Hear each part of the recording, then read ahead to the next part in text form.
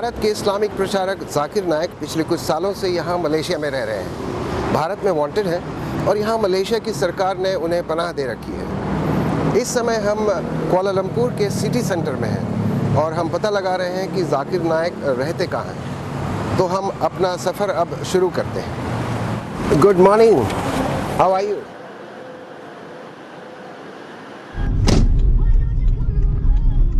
इस वक्त हमने अपना सफ़र कुआलालंपुर से शुरू किया है और हमें पता चला है कि वो पुत्रजाया इलाके में रहते हैं, जो यहाँ से 40 मिनट की दूरी पर है।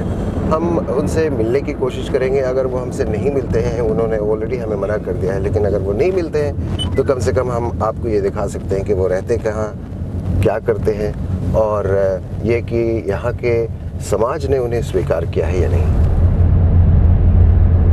40 मिनट के सफ़र के बाद कुआलालंपुर से हम यहाँ पुत्रजाया पहुँचे हैं। ये बड़ी मस्जिद पीछे आप देख रहे हैं, ये पुत्रजाया मस्जिद है, जहाँ पर हमें पता लगा है कि जाकिर नाइक नमाज़ पढ़ने जुमे की यहाँ पर आते हैं।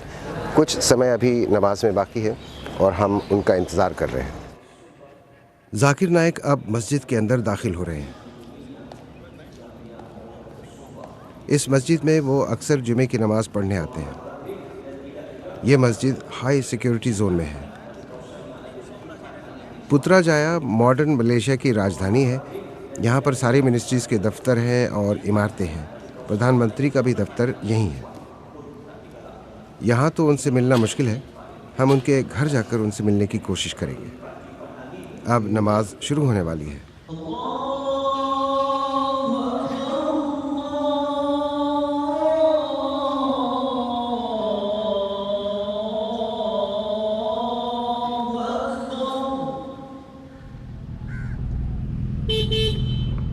इस वक्त हम पुत्रजाया में हैं और तमारा रेसिडेंस के बाहर है, जहां पर जाकिर नाइक रहते हैं अपनी पत्नी और अपनी बेटी के साथ।